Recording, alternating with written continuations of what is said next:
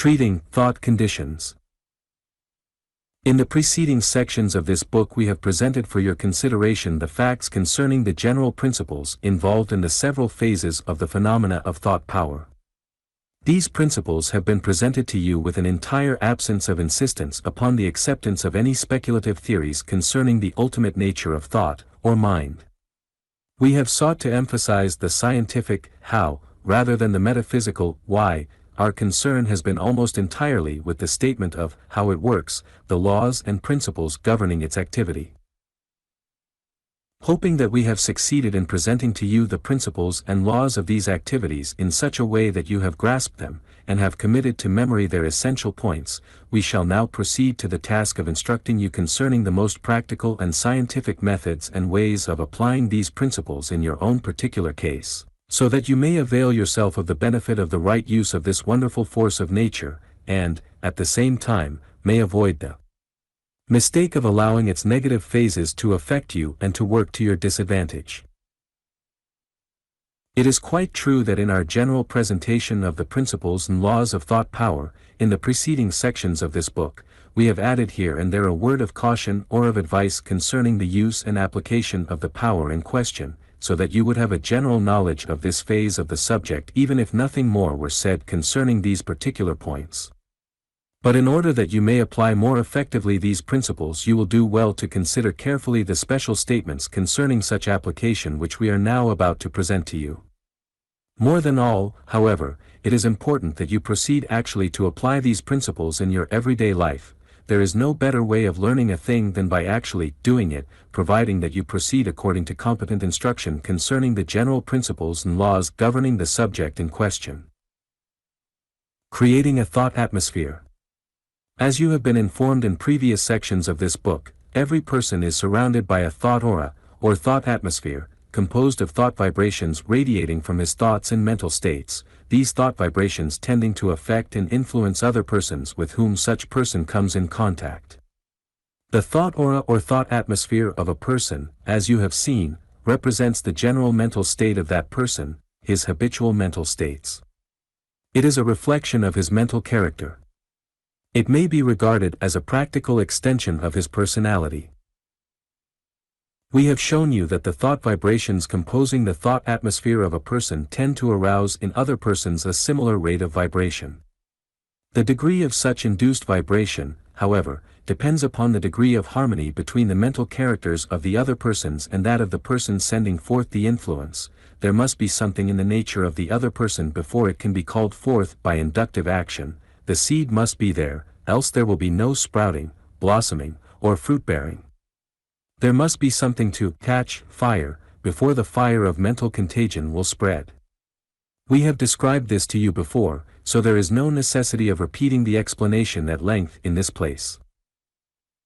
There is another phase of the matter, however, which has not as yet been called to your attention. Here it is in a few words: your general mental character, customary mental state, and habitual mental attitude will be recognized, consciously or subconsciously, by some of the persons with whom you come in contact, by means of your thought atmosphere or thought aura, even when, by reason of their own differing character, you fail to induce a similar feeling in themselves. They will often be able to catch your vibrations, even though these fail to induce a similar rate of vibration in themselves. You have often sensed the vibrations of sincerity, earnestness, honesty, enthusiasm, reliability, in the thought atmosphere of other persons. You have felt to a certainty that such mental qualities were theirs. In the same way, you have felt distinctly and clearly the vibrations of deceit, unreliability, dishonesty, lack of confidence, in the thought atmospheres of others coming into your presence. Perhaps you have never thought that other persons could sense your own mental character in the same way, but they can, in many cases. This being so, it behooves you to build up for yourself a thought atmosphere which will be of service to you, and which will affect and influence other persons in a way advantageous to your interests and welfare. If it is possible for other persons to catch your thought vibrations, and thus to read your thoughts, it certainly will be well for you to generate thoughts and to emit vibrations of only the right kind, the kind likely to influence those other persons in your favor, rather than against you. This, of course, will necessitate something like character building on your part, but in a way rather the reverse of that usually followed. The usual way is to build up your character, and to let that affect your thoughts. In this new way, you build up your thoughts, and let these react upon and influence your character so that the latter is reconstructed. However, we shall not here go into details concerning the subject of character building, as that special subject is considered in detail in another book of this series. While the change in your thoughts will greatly influence your character, we shall content ourselves here with considering the thoughts alone, your thoughts as they are concerned in producing an effect upon the persons with whom you come in contact. If you wish other persons to feel that you have confidence in yourself, or in your business proposition, your political views, your religious teachings, your general opinions, you must first feel that confidence yourself, must feel it so strongly and positively that you will fairly radiate it and cause your thought atmosphere to vibrate it vigorously. If you manage to do this, you may rest assured that the other persons will sense that positive confidence, and will be more or less influenced by it.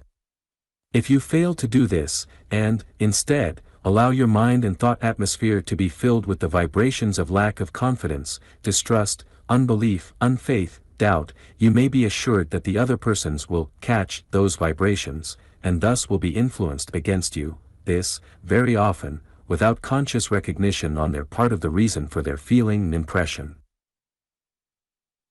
If you feel that your thought atmosphere is not just what it should be, that it is too negative, or else lacking in some of the positive characteristics which you consider desirable, then you should proceed to create a new thought atmosphere, one containing a greater degree of positivity and composed of those qualities which you instinctively realize should be present and active in it. If you desire a thought atmosphere similar to that possessed by individuals who are able to produce upon other persons the impressions they wish to be produced, you have but to start the work of pouring into your aura or thought atmosphere just those thought vibrations which such fortunate individuals seem to radiate. If you would be like those persons in this respect, you must begin to think as they do. It is all a matter of a given cause producing a given effect. If you wish to produce the effect, you must supply the cause. In short, if you would create a new thought atmosphere for yourself, you must start to treat your mental atmosphere for the desired qualities.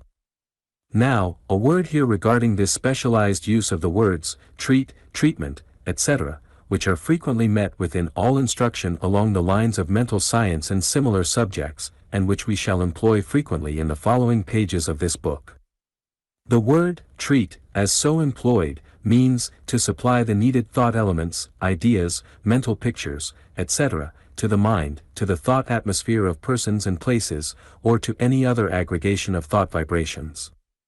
A treatment of this kind is simply the act or process employed in this matter of treating a person, a place, a thing, for the purpose just named.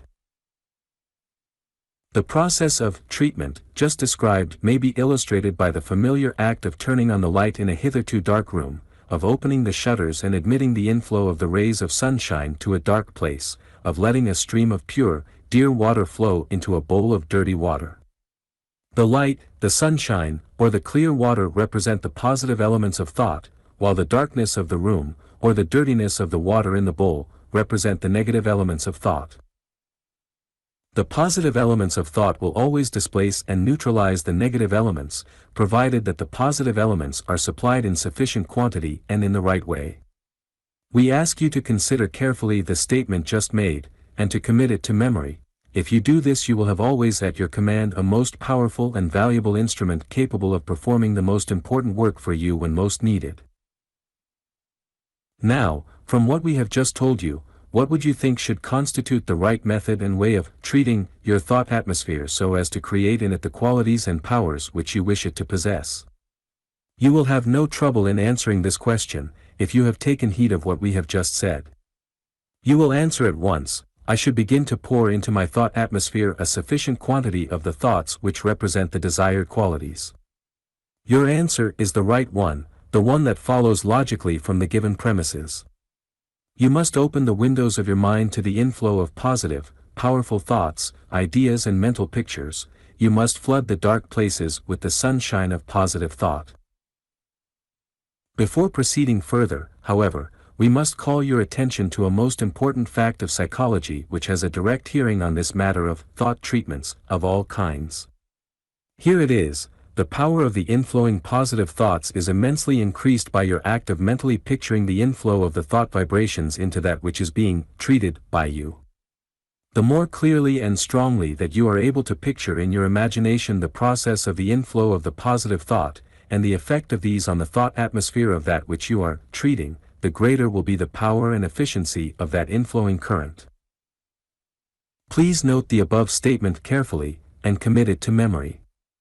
Practice until you can clearly imagine and mentally picture the presence of your thought atmosphere, the inflow of the positive current, and the changed condition which is occurring by reason of the treatment. The more real this picture seems to you, the greater the effect will be produced.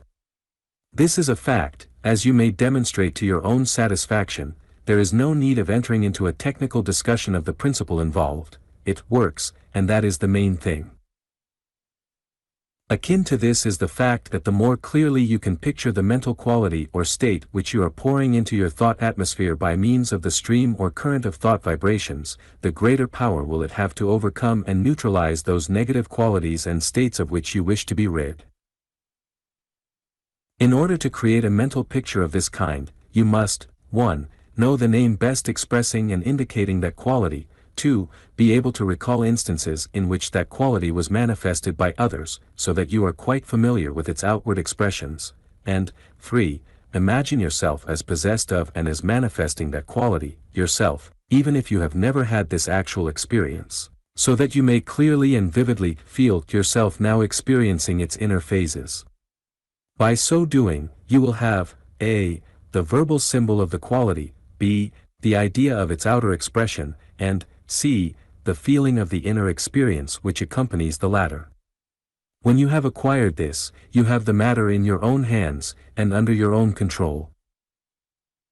The foregoing 2 paragraphs contain important truths. Study them well, and commit to memory their essential points. The psychology involved is simple, but its effect is far-reaching and effective. When you know what you want, you have taken the first step toward its attainment. You must know its name, and its meaning. You must know how other persons act when they possess it, how it manifests in outward form. You must know how it feels to possess and to manifest it, how it exists in its inner form. Ask yourself, what is the name of this quality? What are its characteristics? What does it mean when fully understood? A good dictionary will give you the answer. Then ask yourself, how do persons act when they possess and manifest this quality? What are its outward forms of expression? This question may be answered from your observation of other persons. Select and study some good human pattern.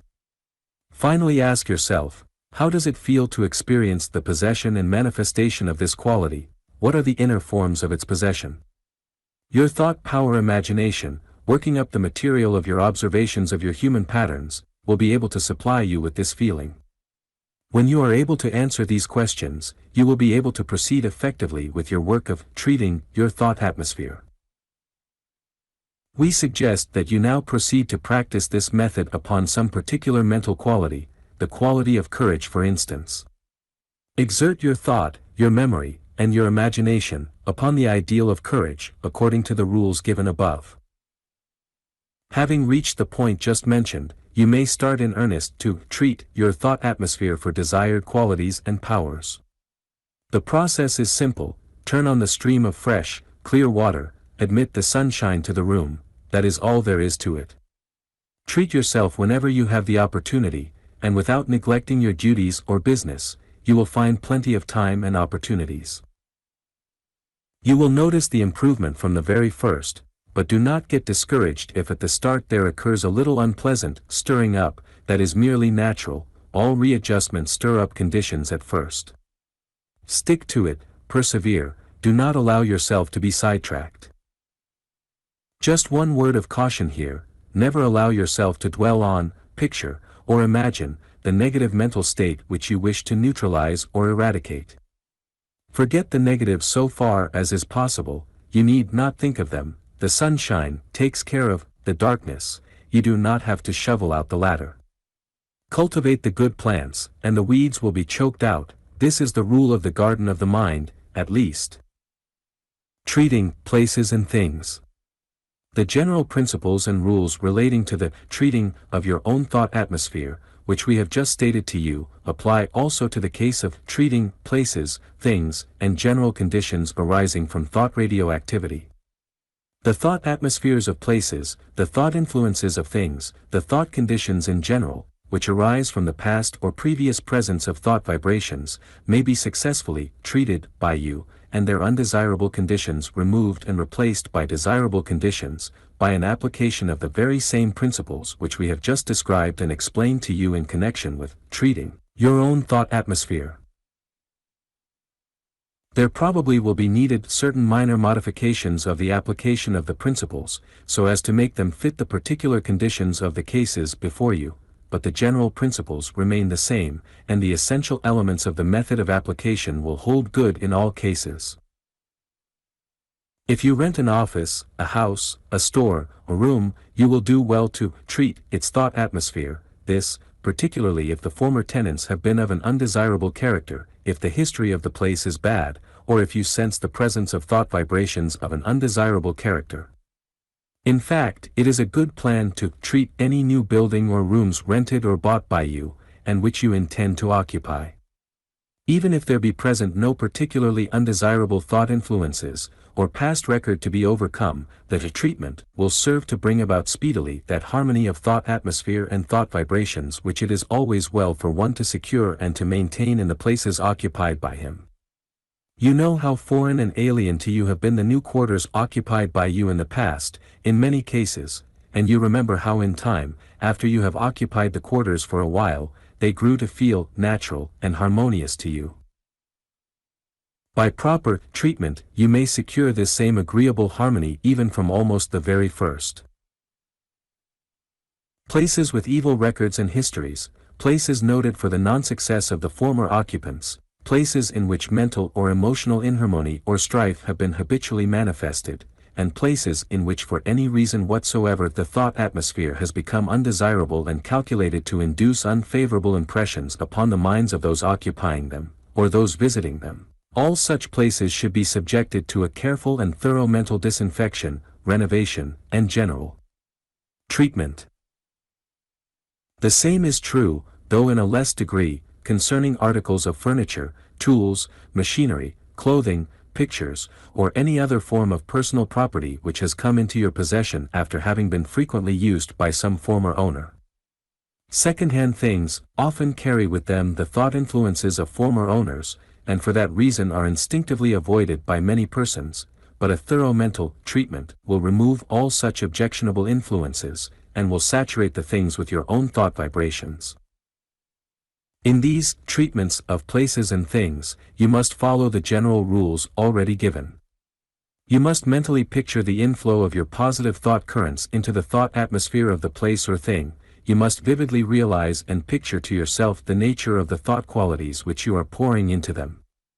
The more clearly that you can visualize or picture that which is being performed on the plane of the thought vibrations, and the more thoroughly you realize the nature and character of the particular thought qualities being imparted by you, the more complete will be your work of treating, and the more satisfactory will be the result.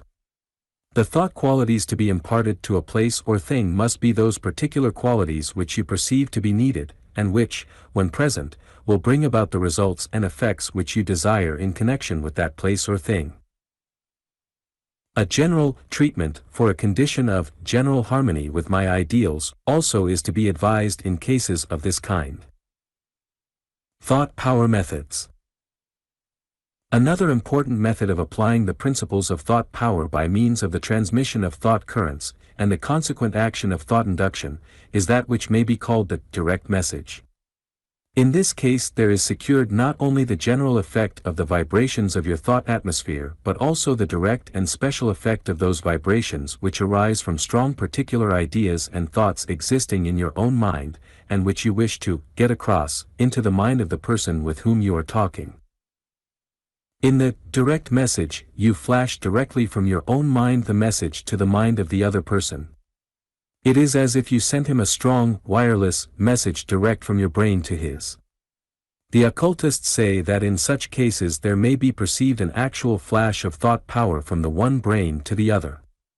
Men and women of strong personalities possess to a high degree this power of sending the direct message, and this fact accounts in a large measure for their power of impressing and influencing other persons.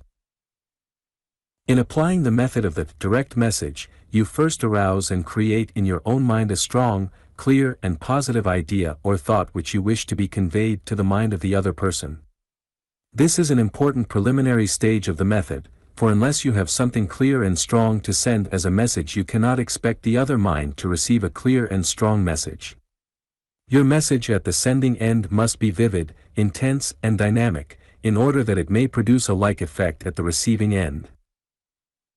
The more thoroughly convinced you are of the truth and reality of the idea and thought to be sent as a message in this way, the greater will be the degree of strength of the message, and the greater the degree of ease with which you may send it.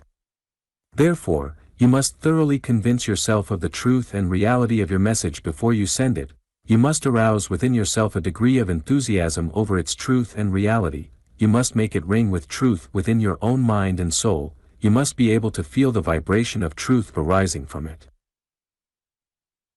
It is true that some persons possessing marked ability as actors may counterfeit, more or less successfully, this mental attitude of truth, and thus may obtain a considerable degree of strength in their thought messages, but, nevertheless, there is nothing so strong and sure as the truth in such cases.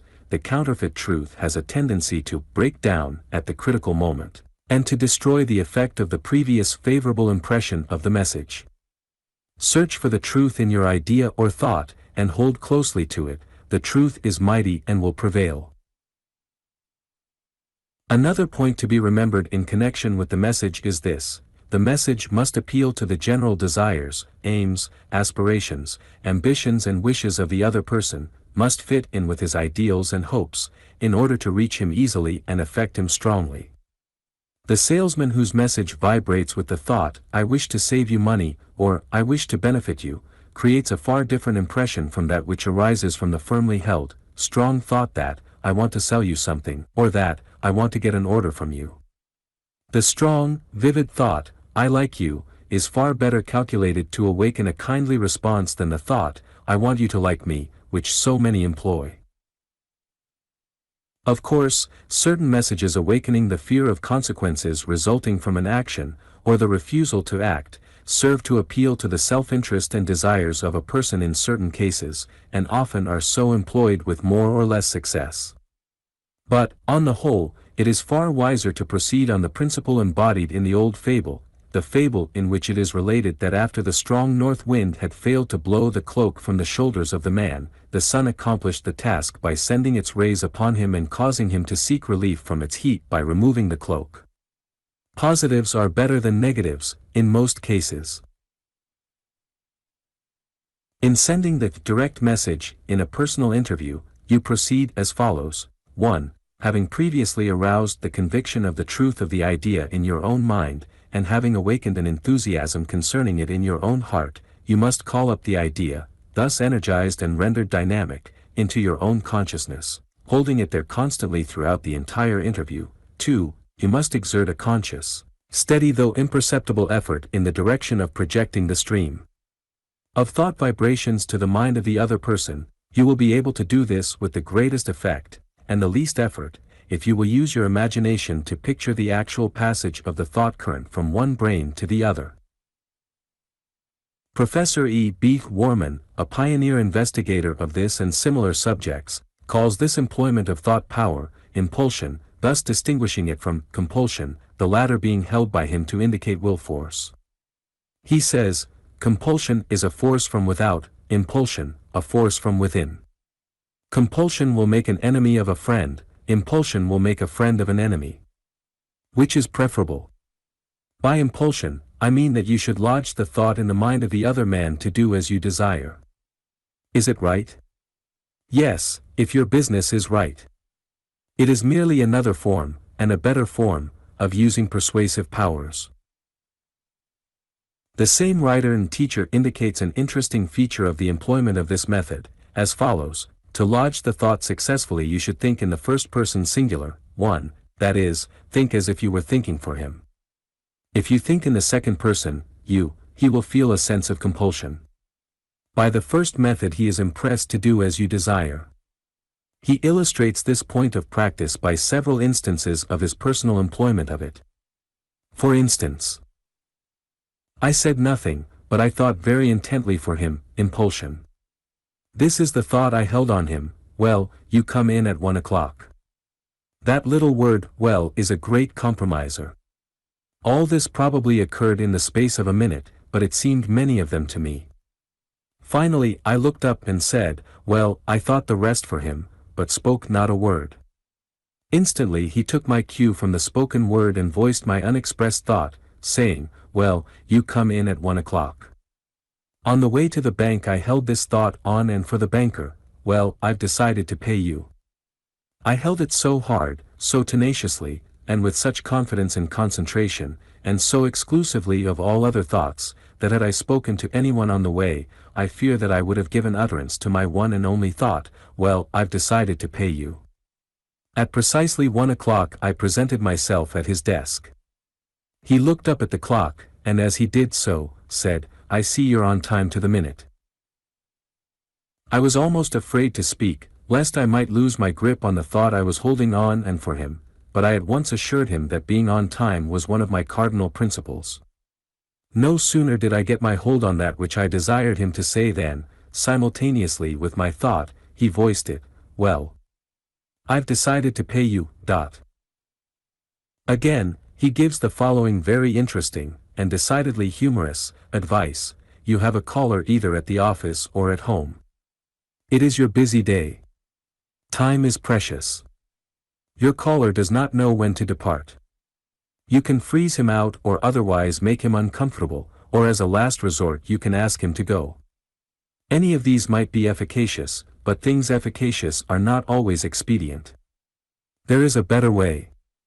Do not use compulsion, but impulsion. Impel him to go, that is, lodge the thought with him, in the first person singular. That is done by thinking for him, well, I must be going, that is what I term holding the thought on or over him. Almost instantly he will be impressed with the thought as emanating directly from himself, and he will voice your thought as his own, well, I must be going. When he thus expresses himself, let him go. Do not be dishonest by trying to be polite in saying, why, what's your haste? I'm sorry you have to go so soon. It would serve you right if he then sat down and stayed an hour.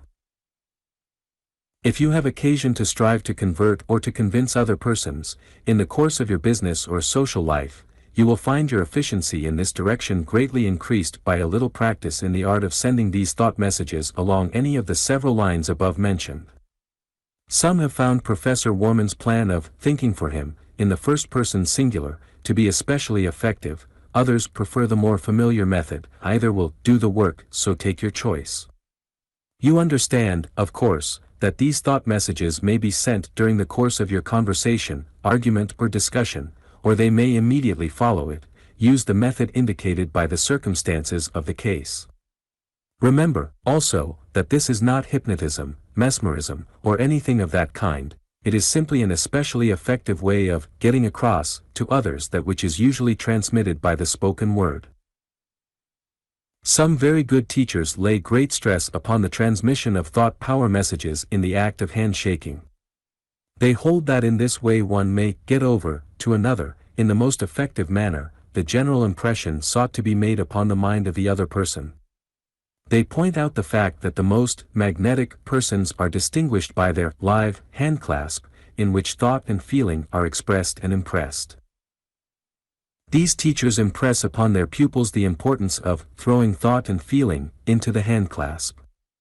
They advise, for instance, that one should hold firmly in thought the words, I like you and you like me, when shaking hands with a person whom one desires to impress in this way, the thought being accompanied by the mental picture of the passage of the thought current from the one mind to the other, by means of the line of which the clasped hands are the connecting link. Some of the most successful persons have discovered by actual experience the value of this method, though they usually fail to recognize the actual principle involved. They have found that it works, and they let it go at that, without seeking the scientific explanation. Many of the best authorities are agreed that this method furnishes one of the most effective means of sending the direct message by means of thought power. Another, and a somewhat more complex, form of sending thought messages of this kind to another person is that which may be called the distant message. This form of thought message is practically the same as that just described, except that in the present case the other person is not present in person, but is at some distance from you at the time the message is being sent. In cases of this kind you may effectively present an argument or a plea, an appeal or a petition, a warning or a caution, to another person, in advance of a personal interview, and rendering the latter far more effective than would be the case otherwise. You may even prepare the mental soil for a decision, by employing either the usual method or else the impulsion, first personal singular, method suggested by Professor Warman. In sending a thought message of this kind the sender proceeds just as if the other person were present at the place from which the message is sent. With his mind charged with the consciousness of the truth of his message, the sender verbally addresses the other person just as though he were present in person. The verbal message corresponds to what would be the spoken message were the two persons actually in each other's presence. The same arguments are used, and the same earnestness displayed. The only difference is that the other person is not aroused to such an earnest refutation of the argument as might be the case in a personal interview. The discussion and argument, consequently, is more one-sided. A writer in a popular magazine, in his article stating the results of an investigation of the subject now under consideration, cites a number of interesting cases in which the general principle of thought power was applied to practical ends along the lines just mentioned. Among other cases, he mentions the following. Miss H. gave an instance out of her own experience. She tried an experiment in this case. First she obtained the agency for a set of books that sold for $50. Then she selected the names of 15 prospects, and sold each one a set, as fast as she could reach the prospect and present the proposition. She declared that she actually made the sale to each one in her own room before she started out. She also told me about an insurance man who sells $100,000 policies at his desk before he approaches his prospect. The same writer reported as follows the same lady's answer to his question, "How is it done?" The secret is this: you concentrate definitely for prospects and then on individuals. You put in a few minutes each day picturing just what you want to take place, and then go out and hustle to accomplish that purpose. For example, if there is an ugly customer you desire to subdue, you create a word picture of yourself actually subduing him. You hold that picture steadily in your conscious mind for 10 or more minutes, if possible. If you can think of that and nothing else for 3 minutes, without your thoughts flitting about, you will be doing well. A good time to focus your conscious mind on your supreme desire is while you are in the act of going to sleep, or while you are just waking in the morning. The best practice, however, is to get off by yourself, clear away from all noise and distractions, sit down or lie down, relax the body and mind completely, and concentrate on the thing that you wish your subconscious mind to do.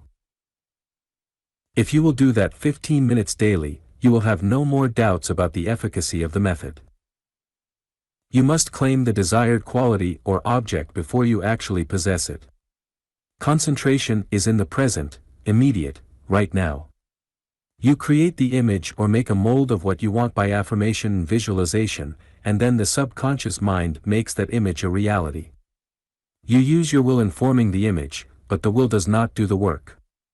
To use a well-understood figure of speech, the subconscious mind is the power that operates the engine, and your will does the steering. Everything depends upon the intensity of desire, and perfection in concentration. It is no small achievement to hold a single thought or idea in the mind for any length of time, but it can be acquired by practice. Generally, however, results will come in a few days. But do not get discouraged if you do not realize your expectation at first. Keep right on concentrating and working, and you will eventually achieve victory. In the above case, the lady relating the personal experience, and those of others, places great emphasis upon the part played by the subconscious mind in the manifestation of thought power. She is quite right in doing so, yet some persons reading the statement may be led to believe that the subconscious mind is an entity performing the work in the case, which is a mistaken idea. The subconscious mind is not a distinct entity, but is rather a part of the mind of the individual, a plane or level of consciousness in his mentality. A large portion of one's thought waves or thought currents are sent out by the subconscious mentality, and a large part of one's impressions received in this way are taken up by his subconscious mental mechanism. But the power employed in sending the subconscious messages of thought vibration, and that which registers them on the subconscious receiving instruments, is thought power such as has been described in this book. The subconscious mind is merely a series of planes or levels of mental activity lying below those of ordinary consciousness. It will be well for you to bear in mind this important distinction. Those who have made a careful study of this distant message phase of thought transmission and thought induction report that the efficacy of the plan depends materially upon the degree in which the sender visualizes or pictures mentally, a. the actual presence of the other person, and b. the actual passage of the thought current. One investigator says, if you are able to visualize so effectively that the other person seems to be actually present before you in person, and so that you may actually sense the passage of the thought vibrations, then the effect will be enormously increased.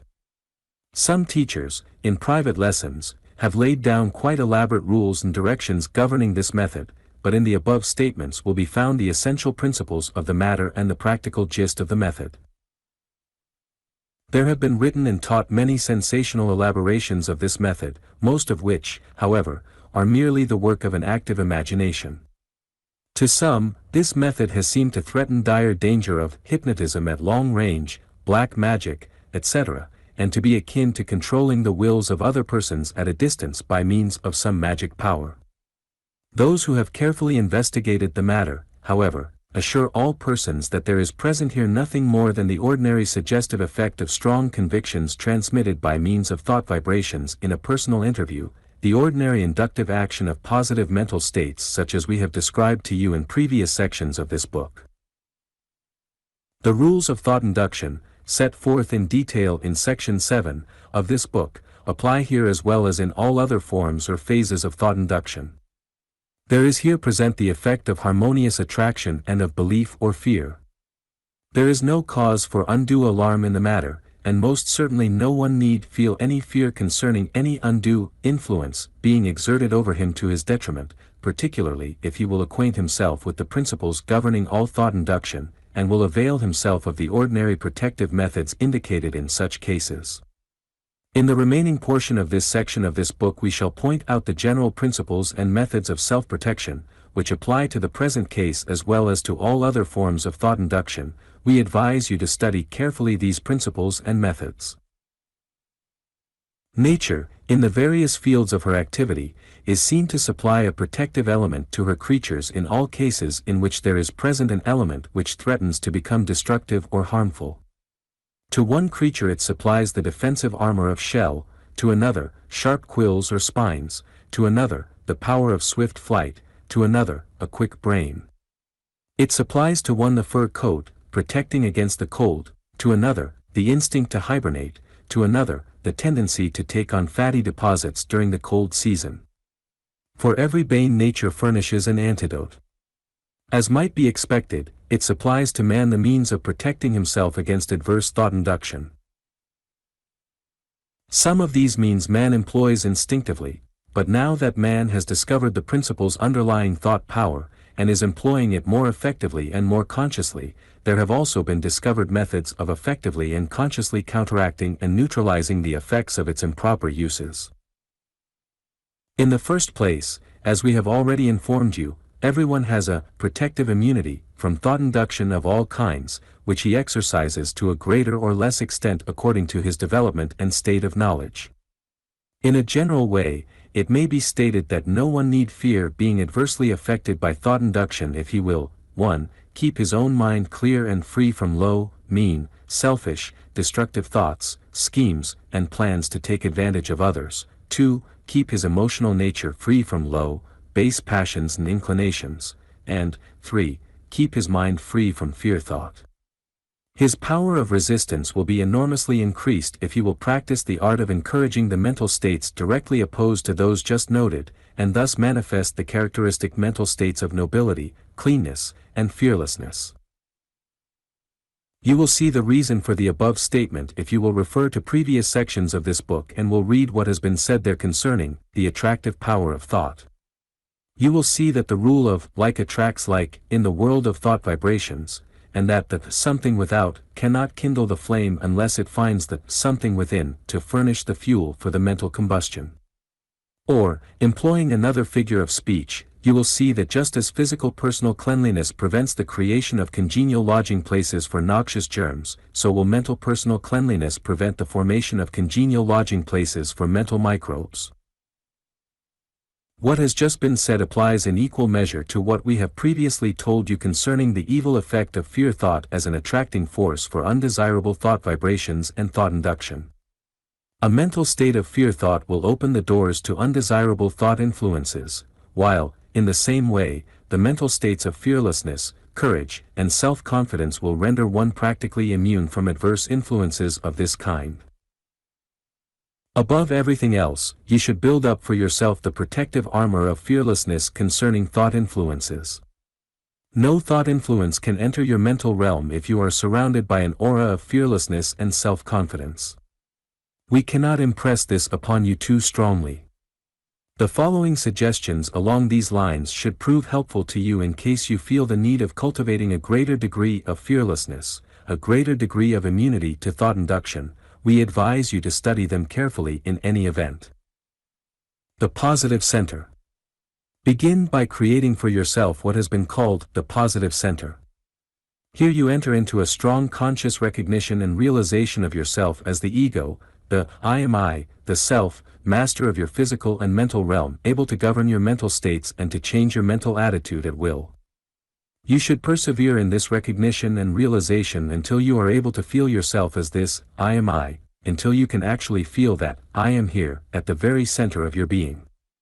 When you have reached this stage of the consciousness of egohood, you will realize that you are superior to mental changes and physical changes, and that nothing in the outside world can really affect your position of security and power. This, I am I, which is your real self, is pure spirit, superior to both mind and body, and master of both. When you attain this consciousness, you may laugh at the efforts of any person to influence or control you by psychic or mental influences of any kind whatsoever. The protective aura. Even before you attain the full realization of the I am I, or real self, however, and are thus rendered absolutely immune to outside influence, you may create for yourself an armor of protection from undesirable thought induction by a simple mental process which we shall now describe to you. This armor of protection is known as the protective aura. It consists of your personal thought aura or thought atmosphere highly charged with positive thoughts of immunity and resistive power. As its name indicates, it serves as a protective armor of thought vibrations which serves to repel and to deflect any adverse or undesirable thought currents which may seek entrance into your mental realm by means of thought induction. To create the protective aura, you must first create in your imagination as clear and as strong as possible a picture of it, a picture of what your thought aura would look like if you were possessed of the power of seeing it with your ordinary vision. You must picture it extending around your body for a distance of several feet. Then you must picture as pouring into it the waves of the protective thought vibrations with which you are charging it. You must picture it vibrating with protective strength and power. You must see the aura as affording a sure and perfect protection against the influence of any thought currents, thought waves, or thought streams of any kind from other minds, provided that such carry vibrations which are adverse to your interests or which are undesirable to you. You must see this protective aura deflecting the undesirable thought influences, or else causing them to rebound from its surface and to fly back to the source from which they came. Practice until you are able to create a clear and positive mental picture of the aura and its protective action. This may seem somewhat fanciful to you when you first read the above statement. But there is involved in it certain natural, though but little understood, principles of the highest importance. A little practice will bring to you certain positive proofs of the efficacy of the method, proofs arising from your own experience. You will feel a certain freedom from outside impressions of an undesirable kind, a certain sense of poise and power, a certain freedom, a certain security and immunity, which will convince you that there is something in all this, though I do not exactly understand the inner principles involved in it. You should keep your protective aura well charged with the protective vibrations. At least once a day you should create the mental picture of it in action, and at the same time should recharge it with a fresh stream of positive thought. A few moments will be all that is required, once you have acquired the knack. The following affirmation and denial, silently uttered by you, will be found useful in creating and charging the protective aura. They serve to give form and pattern to your thought. Affirmation. Say silently to yourself, I am master of my mental atmosphere. I have created a protective aura around me which renders me immune to all undesirable thought influences of whatever kind or character. I am fully protected. I am immune. I charge my aura with the most positive thought vibrations, and thus render it impregnable. Denial. In the same way, say to yourself, I deny to any and all undesirable thought influences the power of affecting me. I deny to them the power of penetrating my protective aura. I am immune to their influence. This method will protect you from any form of adverse or undesirable phases of thought induction, thought contagion, or thought infection. Its employment will give to you a new sense of power and poise. It will prevent you from being swept off your feet by any form of mental epidemic or excitement. It will serve to confound and confuse other persons who may attempt to employ upon you some of the forms of personal thought influence such as we have indicated in the preceding pages. Do not allow the apparently fanciful nature of the method to prevent you from learning how to produce the desired condition, and to secure its benefits. A little actual experience with it will serve to convert you into an enthusiastic follower of the method. You owe it to yourself to give it a trial, an earnest, fair trial. It may come in quite handy and useful in some hour of need. The law of correlation. Your effective employment of thought power, after all is said and done, will be found to consist largely of your ability to arouse into action the creative activities of thought. These activities operate chiefly through what has been called the correlation of thoughts and things, the mutual relation existing between your thoughts and those things in the outside world which are connected with the former by the links or bonds of association. By the law of correlative attraction your inner thoughts draw to you those persons, things, and circumstances which are correlated to them, and at the same time you are drawn and attracted toward those persons, things, and circumstances. When you have found out exactly what you want, have kindled in your desire nature a strong, ardent, burning craving and longing for that which you know you want, have established in your field of imagination the strong, definite mental pictures of that which you know you want, have aroused a lively hope and faith and confident expectation of obtaining that which you want, and have called into activity the forces of your will in the direction of attaining and manifesting that which you want. Then you will have set into operation the law of attraction along the lines of the correlation of thoughts and things. This, because you have generated thoughts sufficiently strong to serve as magnets, attracting to them that which is necessary for their objective expression, manifestation and realization, and, at the same time, attracting and drawing you to the persons, things and environment most likely to accomplish the same result. Helen Wilmans, a leading teacher in the early days of mental science, based her entire teaching upon this law of attraction between thoughts and things. Over 25 years ago she announced her law of mental correlation, the basis of which was as follows: there is always set up a strong relation or correlation between the individual and the things which form the subject of his chief thought.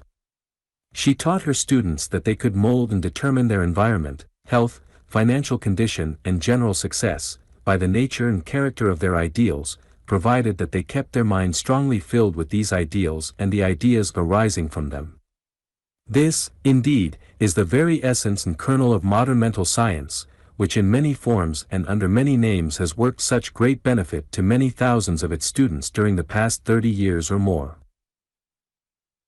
The following quotation from the above-mentioned pioneer teacher will serve to give you the spirit of her thought on the subject, which you will see agrees very closely with our own thought as set forth in the present book. Mrs. Wilman said, "There is nothing truer than that the quality of the thought which we entertain correlates certain externals in the outside world.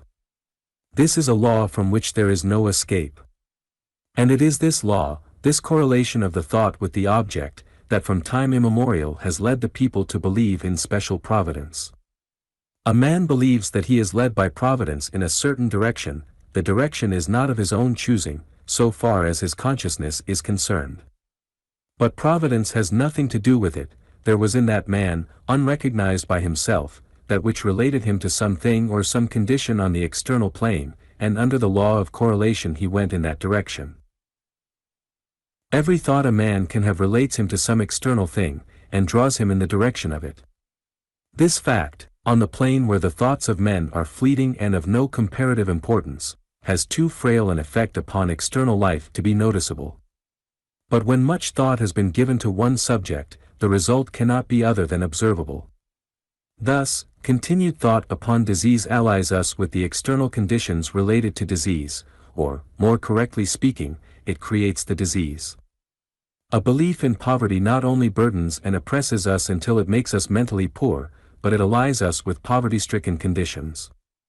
Thought not only allies us with certain external things that represent its own character, but when we have ascended from physical to mental it becomes creative. This is a marvelous thing, but if I know anything in the world, I know it to be true. What? Can a person by holding certain thoughts create wealth? Yes, he can. A man holding certain thoughts, if he knows the law that relates effect and cause on the mental plane, can actually create wealth by the character of the thoughts he entertains. This creation must, at this time, be supplemented by courageous action, intensified by creative thought and knowledge of self, but such action is only a part of the thought. This law is easy to understand if one will only take the trouble to investigate it. The gradual recognition by a man of his own latent powers is the heaven within that is to be brought forward into the world and established in these conditions which correlate it. I have never taken a single step upward in the external world that was not the direct result of my recognition of some new power within my brain. I have never sought wealth at all, I have simply sought to know myself. I have believed in my own greatness, and in your greatness equally. I have denied that man was a creeping worm of the dust. I have seen him as the seed germ of all attainment. I place no limitation upon his powers of progression.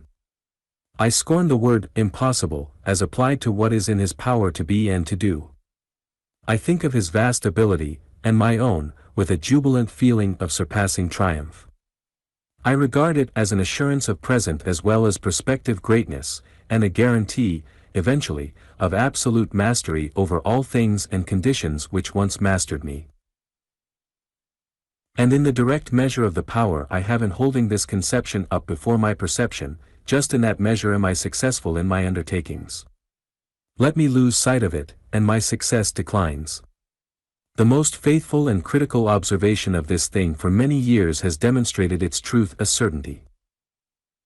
A mental poorhouse projects from itself the spirit of a visible poorhouse, and this spirit expresses itself in visible externals correlated in its character. A mental palace sends forth the spirit of a visible palace with results that correlate it. And the same may be said of sickness and sin, of health and of goodness.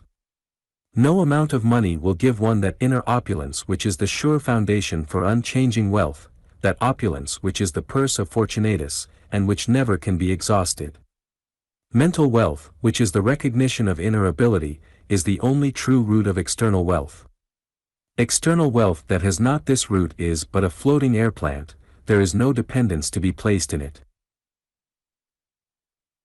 When strong desire power is kindled and set into operation, when the object of the desire is apprehended definitely by the individual, and is represented by clear, strong, definite mental pictures, when faith, hope and confident expectation is aroused, when the will holds itself to the task of purposeful determination, then the entire mental being of the individual, subconscious as well as conscious, is directed to the task of manifesting in objective form the ideas and ideals inspiring thought. Imagination, faith, desire and will. The entire mentality is turned to the work of calling forth, directing, urging, guiding, spurring on and sending forth the energies of thought power and setting them into operation along the lines of the law of thought attraction and the law of correlation between thoughts and things. This, as we have repeatedly informed you, tends, 1. To draw to the individual the things, persons, circumstances and environment of the external world which are conducive to the objective manifestation of the idea or ideal, and, 2. To lead and urge the individual toward the persons or things of the outside world which are calculated to accomplish the same end. Moreover, this process once set into operation tends to arouse the hitherto dormant subconscious mental faculties of the individual, calling upon the subconscious mentality to reveal and to disgorge its hidden treasures of ideas, memories, plans, creative work, etc., to set into operation the marvelous powers of the constructive imagination along subconscious lines, to invoke the aid of the power of subconscious mentation or unconscious mental rumination, and, finally, to cause the superconscious faculties to superimpose some of their marvelous stores of wisdom upon the conscious realms of the mind. The mental resources of the individual are more than doubled by the addition of the treasures of the subconscious and the superconscious planes of mental power. In the operation of the law of attraction, or the law of the correlation of thoughts and things, when once you have set them into activity, you will experience many happenings which may seem almost uncanny to you, but do not let these disturb you, for they are but the result of perfectly natural laws of cause and effect on the mental plane. There is nothing miraculous or supernatural about them. For instance, you may turn the corner and unexpectedly run into the one particular person who will fit into your particular scheme of things at that moment. Or, you may pick up a newspaper, or a magazine, and find in it something which will supply the missing link of some plan or idea of yours for which you have been earnestly searching for some time. Or, again, you may wander into a bookstore, or before a bookstand on the street, and there, apparently, by accident, you will place your hand upon a volume containing exactly the particular information which you have been seeking, or which will indicate another book in which the desired information may be found. And so on, the strange happenings, at last becoming commonplace and expected. These occurrences, however, are not to be taken as indications of the operation of a special providence, or as mere luck. In the world of natural things, nothing ever happens, everything occurs according to the law of cause and effect. You have set into operation the mental causes, and the mental or physical results have followed in their train. Under the law of attraction, and according to the law of correlation between thoughts and things, there is started into operation a chain of cause and effect which often is far-reaching and startlingly effective. Under these great laws of nature, your own shall come to you. Sometimes, moreover, you may find yourself fairly lifted out of your present environment, and deposited, not always gently, into the midst of a new environment, and amid new conditions, which are eventually found to be quite conducive to the realization of your ideas and ideals, but which at the time of the transplanting seem to be the overturning and upsetting of all that seemed favorable to your success. What has seemed to be the very worst kind of luck, has very often turned out to be the one particular piece of good fortune upon which the after success of the individual depended. Sometimes the individual is torn away from the things to which he is tied, things which seem to him to be good and quite necessary for his success, but which really have been preventing the full expression of his ideals. In such cases the individual may cry aloud in bitter protest, but the law is inexorable and proceeds directly to its logical end and aim. As time passes, the individual sees what it all means, and blesses the gods of things as they are for the separation and freedom which have worked out such good results for him. In these and other ways the law of attraction and the law of correlation work out their ends. Once set into operation they move toward their objective like a glacier, or like a snowball rolling downhill. But it must not be forgotten that if you hold the wrong kind of thoughts, particularly if they are strengthened by dread, fearful belief, or other negative forms of confident expectation, then the movement of the mental glacier will be toward the things represented by those thoughts. As Helen Wilmans reminded us, in the preceding quotations, the law of correlation may lead one to the poorhouse as well as to the palace. The direction depends entirely upon the character of your thoughts, what you believe to be your destiny and fate, and what you confidently expect will happen. Like all great natural forces, thought power under the operation of the law of correlation will act in either direction, either backward or forward, according to which lever is pulled. You have your hands on the levers, the direction is in your own hands, it is up to you to decide which way you shall travel. The following practical suggestions concerning the efficient application and manifestation of thought power should be carefully studied by you, for they contain the essence of the principles and methods which we have described in the foregoing pages of this book. I. The positive center of egohood. Always maintain your consciousness of egohood, your consciousness of yourself, the ego, the I am I, as a center of consciousness and power in the all-power of the cosmos. Always hold yourself positive toward your mental states, their master. Always hold yourself positive toward undesirable thought influences, denying them admission to your mental realm. Always hold yourself open to the higher influences of desirable thoughts and inspiration, but always maintain the right to inspect, examine and pass judgment even upon these before bidding them to enter. Affirm to yourself as follows: I am a center of positive power. Deny any possible influence over you of adverse or undesirable thought power, as follows: I assert my egohood and mastery, I deny to all adverse or undesirable thought influence the power to affect or to influence me even in the slightest degree, I am immune to such. 2. Ideals and mental pictures. Always hold fast to your ideals of what you wish to be materialized in objective form in your experience, and endeavor to create and maintain clear and definite mental pictures of those ideals. See and think of things and conditions as you wish them to become actually, striving to see and think of these as actually existent at the present time, so far as is possible. Here are the 3 rules. 1. Think of and see yourself as you wish to become actually. 2. Think of and see other persons as you wish them to become actually. 3. Think of and see your surrounding conditions and environment as you wish them to become actually. These ideas and mental pictures are the patterns around which will be deposited the actual materializations, the molds into which will be poured the materialized substance which will crystallize and harden into objective reality. As are your patterns and your molds, so will be the materialized products. The mental idea or image is the pattern, mold or design of the objective, material form. Select and use only those patterns, molds or designs which you wish to be reproduced in objective, material form. 3. Treatment of places, conditions, and environment. The essence of the treatment of places, conditions, environment, etc., is that of pouring out toward and into that which is treated a strong, positive stream of thought vibrations.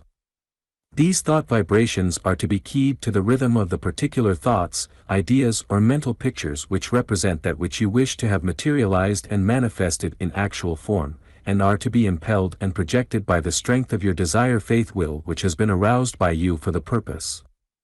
The secret of the projection of these thought currents is to be found in the following suggestion. 4. The secret of thought projection. The secret of thought projection consists of a. The formation of definite ideas and clear mental pictures of that which you wish to be manifested in objective form in the external world, and b. The presence and activity of strong desire power, faith power, and will power, back of the ideas or mental pictures to be projected. The desire faith will power is poured forth into the objective, external world, on the material plane, but it takes form according to the pattern of the ideas and mental pictures through which it pours. This process is also well illustrated by the ancient metaphor or simile of the mental magic lantern, which is described in the following 2 paragraphs. V. The mental magic lantern. The ancient teachers in the schools of occultism were wont to illustrate the process of the projection of thought power, in the phase of thought forms, by reference to a primitive apparatus employed in those times for the projection of painted pictures upon a screen, an apparatus which was based upon the same principles as the more complex and perfect magic lantern of our own times, and which has its highest development in the motion picture apparatus of today. There is no more appropriate illustrative figure than this to employ in the case of the projection of thought power in the phase of thought forms, and you will do well to remember it. In this figurative illustration, let the screen represent the external world of objectivity, the material world. Let the slide or film bearing the pictures represent your positive ideas, ideals, or mental pictures which you wish to become manifested or materialized on the screen of the material world.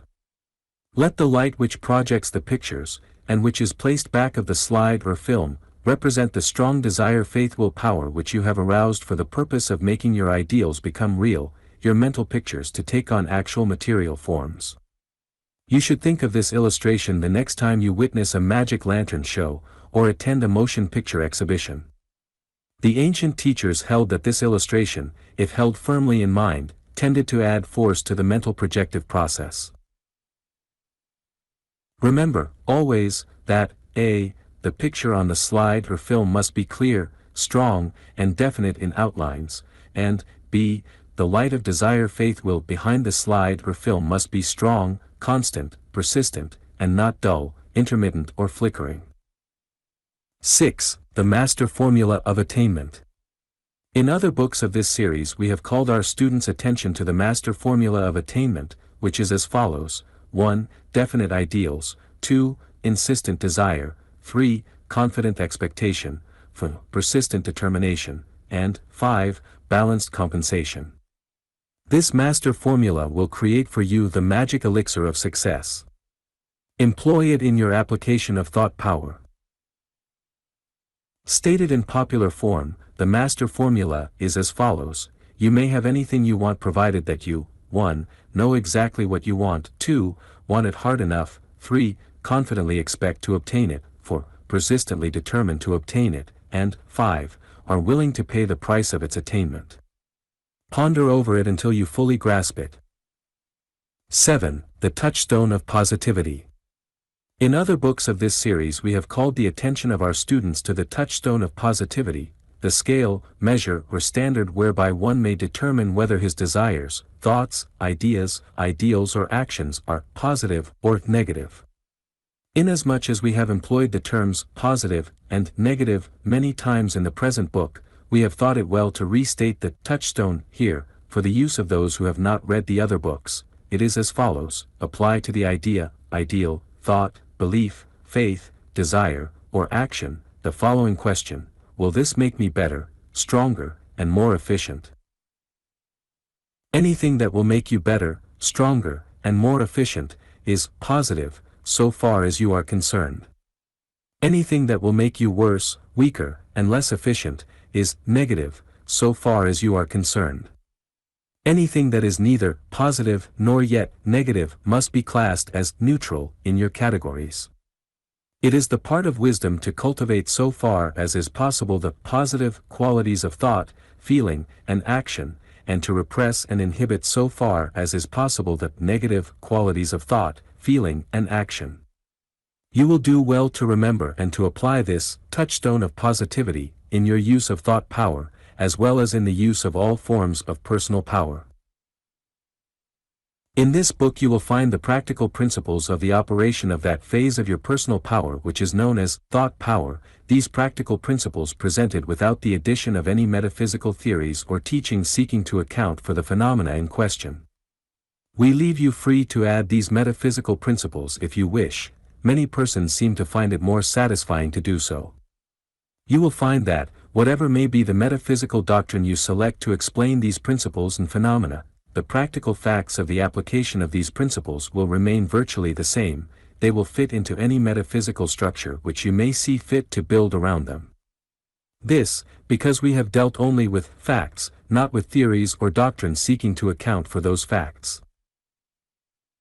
Analyze the practical methods of the various metaphysical schools, after having divested them of their theories and speculations, and you will find that their essence is almost identical with that of the methods herein advanced and presented to you.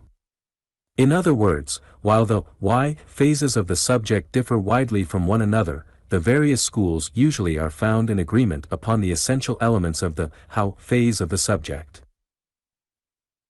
The how side we consider the most important. In this particular connection, the rest we consider to consist largely of the choice of words, terms, and theories, of which latter one often is tempted to say, in the words of a popular humorist, they're all right, but they don't mean anything.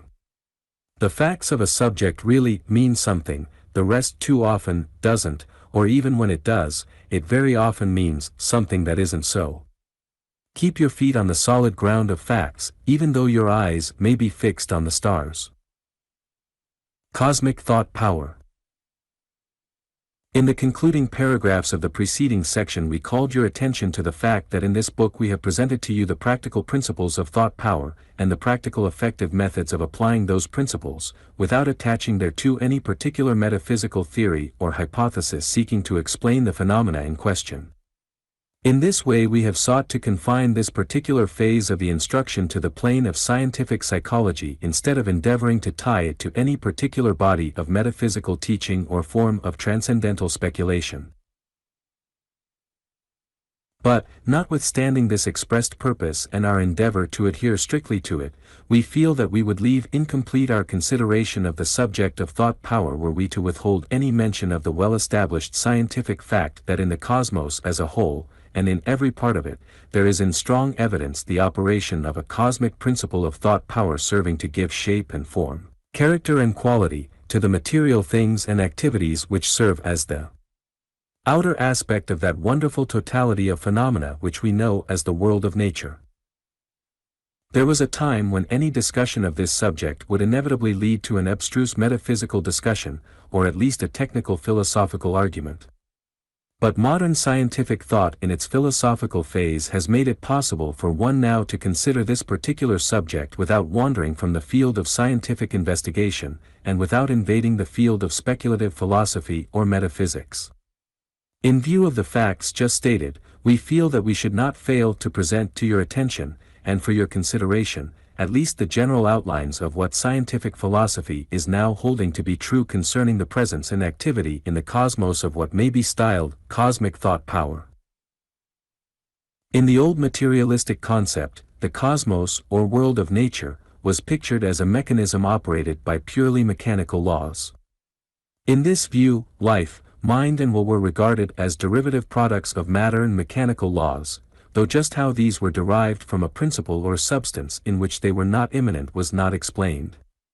This old view is rapidly passing away, and is being succeeded by a far more rational, reasonable and soul-satisfying conception, meeting the strict requirements of both logical reasoning and intuition.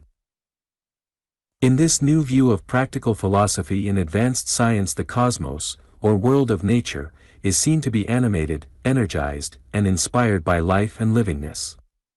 The universe is conceived as being alive in every part, and in its totality. Instead of being a dead world moved by lifeless forces, or a world half dead and half alive, it is now seen to be all alive. The spontaneous action seen to be manifested by all natural things is held to be a characteristic sign of life and livingness. We do not purpose entering at this place into a detailed statement of this modern scientific conception of a living universe. We have considered this phase of our instruction quite fully and completely in that volume of this series of books entitled Spiritual Power, and do not deem it proper to repeat this portion of the instruction in the present book. Those who feel attracted to this wonderful teaching of modern scientific philosophy are referred to the book just mentioned. A careful study of that work will open a new world of thought to many who have heretofore realized but dimly the great body of truth which constitutes the subject matter of that portion of our general instruction. We have referred to the conception of the living universe at this point, in the above several paragraphs, merely because the presence and activity of cosmic thought power are explainable only by that conception. There can be no thought power without mind, there can be no mind without life. Cosmic thought power is inconceivable except as manifested by cosmic mind, and cosmic mind is necessarily a phase or element of the presence and power of cosmic life or livingness. Looking at it from another angle, we see that it is likewise true that a living universe must manifest its livingness in at least some degree of cosmic will and cosmic thought power, and as might be expected, we find evidences of such manifestations on all sides, when we examine closely the activities of nature. The willpower of the living universe is manifested in spontaneity, that attribute of all natural things. Spontaneity means all activity which springs from the nature of the acting thing, and which does not arise from a push or pull from some other thing external to itself. All spontaneous action is a manifestation of a power which, in ourselves, we know directly as will. Philosophy and science are now in practical agreement upon the basic axiom that all power, at the last, is will power. That energy which moves all nature, and from which all natural activity proceeds, is explainable only as will power. All things have will power, and all things, regarded as a totality or whole system, are seen to be under the control and direction of one will, the cosmic will of the living universe. Further thought along these lines enables one to see that if there is a cosmic livingness manifesting cosmic will, then it is reasonable to conjecture that this cosmic will must proceed in the direction indicated by cosmic thought or ideation, this being the way in which the individual will proceeds to action. The ancient Hermetic axiom, as above, so below, as within, so without, as in great, so in small, so frequently cited by us in this instruction, applies here as in all other cases. Strict analogical reasoning brings the judgment that the cosmic will, as well as the individual will, proceeds according to the direction of mind and thought. An examination of the processes of nature tends to support and substantiate the conclusion reached by the analogical reasoning just mentioned. Everything in nature is seen to proceed according to law and order, nothing is left to chance. Chance, correctly defined, is merely a term indicating unperceived or unknown causes, not causelessness. The universe is governed by law, and that law is clearly a law of pure logical procedure. There is a because for every event, as well as a cause everything happens because of certain things. Such a because is a reason, and such a reason is explainable only under the hypothesis of an operative cosmic law of logical procedure, and a law of logical procedure without cosmic mind and thought is unthinkable. That constant and continuous creation which is perceived to be manifested in the world of nature, that world which we know as the cosmos, is explainable and understandable only upon the theory and general hypothesis that the creative process is essentially a mental process. Everywhere in nature, from the development and growth of an acorn to the creation and evolution of a solar system, we see the presence of, first, an inner image, pattern, mold or design, and second, the materialization in objective form of that idea, pattern or design. There is always, first the inner ideative pattern, and, second, the outer material form. From the formation of the crystal to the growth and development of the human body, these two respective stages of creation are found present. Ideation always precedes materialization. Materialization is impossible without precedent ideation. This idea of ideative creation in the cosmos, and in man's individual life, is developed fully in that volume of this series entitled, Creative Power, to which we feel justified in referring you in case this particular phase of the subject specially interests you. In that book we have illustrated a certain point of our instruction by a quotation from Edward Carpenter, which we feel warranted in also introducing at this point, so forcibly does it bring out the idea which we have just been considering. Carpenter says, "There is now a disposition to posit the mental world as nearer the basis of existence than is the material world, and to look upon material phenomena rather as the outcome and expression of the mental. In observing our own thoughts and actions and bodily forms coming into existence, we seem to come upon something which we may call a law of nature, just as much as gravitation or any other law, the law, namely, that within ourselves there is a continued movement outwards, from feeling toward thought, and then to action, from the inner to the outer, from the vague to the definite, from the emotional to the practical, from the world of dreams to the world of actual things and what we call reality. We may fairly conclude that the same progress may be witnessed both in our waking thoughts and in our dreams, namely, a continual ebullition and birth going on within us, and an evolution out of mind stuff of forms which are the expression and images of underlying feelings, that these forms, at first vague and undetermined in outline, rapidly gather definition and clearness and materiality, and press forward toward expression in the outer world. And we may fairly ask whether we are not here within our own minds witnessing what is really taking place everywhere and at all times, in other persons as well as in ourselves, and in the great life which underlies and is the visible universe. You may say that there is no evidence that man ever produces a particle of matter out of himself, and I will admit that this is so. But there is plenty of evidence that he produces shapes and forms, and if he produces shapes and forms, that is all we need. For, what matter is in the abstract no one has the least experience and knowledge. All that we know is that the things we see are shapes and forms of what we call matter. And if, as is possible and indeed probable, matter is of the same stuff as mind, only seen and envisaged from the opposite side, then the shapes and forms of the actual world are the shapes and forms of mind, thus projected for us mutually to witness and to understand. We are not here trying to convert you to the idea that all is mind. In fact, we do not hold to such an idea ourselves, and have no intention of trying to preach a doctrine which we do not ourselves accept. In our book of this series entitled Spiritual Power, we advance the teaching that there exists two cosmic principles, viz., the positive principle of spiritual essence and power, and the negative principle of material substance. We hold that the cosmic processes result from the action of spirit upon matter, and the reaction arising therefrom. The point we are trying to bring before your attention, here and now, is merely this: mental power and energy work changes in material substance. This principle is true not only in the cosmos as a whole, but also in the individual's own world which exists on all sides of him, and which, at least to a great extent, he creates, builds up and maintains by the character and quality of his thoughts, by his thought power, in fact. If you once grasp this general truth, you will be able to see just how, and to some extent, just why, thought power creates for the individual the world on all sides of him. You may here feel tempted to say to us, this is all very interesting, no doubt, but what has it to do with the subject of the practical employment of thought power as taught in this book? We hasten to answer that it has a very important connection with that subject, a connection which you will carefully note, if you are wise. If you will carefully follow us in these concluding pages of the book, you will realize just what is this important connection, and why we have introduced this additional phase of the instruction here at the close of this book on thought power.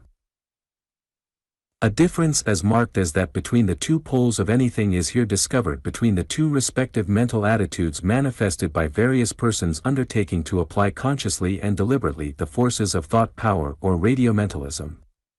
On the one hand, there is that class of persons who regard thought power as a form of force somewhat apart and separate from the forces of nature in general, something partaking of the character of the supernatural rather than the natural. On the other hand, there is that class of persons who recognize and realize that thought power is essentially a force of nature, a subtle and fine force, it is true, but still strictly a natural power. The persons of this first class are able to apply the forces and energies of thought power with more or less effect, and with greater or less success, according to the degree of effectiveness employed by them in their respective methods of calling forth and directing these forces. But, at the best, they are never able fully to enter into contact with the great body of cosmic thought power which is ever operative on all sides of them, and thus to call to their aid the subtle forces and potent energies inherent in such power. The persons of the second class, on the contrary, enter more or less into this contact or relationship, by reason of their consciousness that the individual thought power is but a focal point or center of manifestation in the great cosmic thought power, and that the power of the latter may be drawn into the individual channel if the person will but open up those channels by knowledge and faith, then directing the flow of that power by means of ideation and volition. As the ancient teaching states it, the individual may manifest the cosmic thought power in the degree that he recognizes and realizes the relation of his own thought power to it. The recognition and realization of the truth that the universe is alive, that livingness is the universal state, that the cosmos manifests will power and thought power, both in its totality and in its every part, that all power is will power, and that all will power is directed by thought, brings as a natural consequence the ability to manifest the hidden forces of the cosmic thought power under the direction of the individual will and thought power. Demonstration must always be preceded by perception. Manifestation must be preceded by recognition and realization. You must know the truth before you are able to do the works. All thought power, the cosmic phase as well as the individual, is radioactive. The great centers of expression of the cosmic thought power are continually sending strong, powerful waves of force, energy and power in all directions, throughout all space. The individual instrument of thought power which has been carefully keyed and attuned to the wavelengths of the cosmic sending stations, is able to pick up the power thus radiated, as well as to listen in to the messages from those great centers. Other individual instruments not so keyed and attuned are unable to avail themselves of the infinite energies and power of the cosmos which are open to the use of those properly attuned and keyed. We have here given you a hint at a mighty truth, of a great principle which is known to those who have made a careful study of the subject. If you are wise, you will read and reread these statements, both in the lines and between them, this to be followed by that conscious recognition and realization which must always precede the manifestation and demonstration of that truth. Commit to memory these three words, in the order above given, viz., recognition, 2, realization, 3, manifestation. Then add the following dynamic aphorism: in the degree in which I recognize and realize the principle, in that same degree will I be able to manifest and demonstrate it. In that statement is contained an ancient occult secret of power. Those who are ready for it will find it revealed in the statement. Those who are not as yet ready will find that the statement merely serves to conceal the secret. There is a tremendous truth revealed, or concealed, as the case may be, in the ancient occult aphorism above quoted. It means, in its essential truth, that you are living, and moving, and having your being in a living universe of infinite power. It means that this infinite power is at your command, disposal, and direction, in the degree in which you are able truly and fully to recognize and realize the fact of its existence, your relation to it, and your power and ability to contact and draw to yourself its inherent energies, forces, and powers. The statement, in fact, is so tremendous that the average person fails to comprehend its inner and actual meaning and truth, and, instead, contents himself with passing it by as mere words, or else as but a symbolic or poetical figurative expression. If what we have said in this book will serve to hasten your recognition and realization of the tremendous facts of thought power, we shall be well satisfied, for, as truly as night follows day, so will that perception and cognition be followed by your ability to manifest, express, and demonstrate the principles involved. In conclusion, let us once more remind you of the great truth expressed in the master formula of attainment upon which the practical methods of this instruction are based. Here it is, stated in popular form. Commit it to memory if you have not already done so. Master Formula of Attainment. You may have anything you want, provided that you, 1. Know exactly what you want, 2. Want it hard enough, 3. Confidently expect to obtain it, 4. Persistently determined to obtain it, and 5. Are willing to pay the price of its attainment.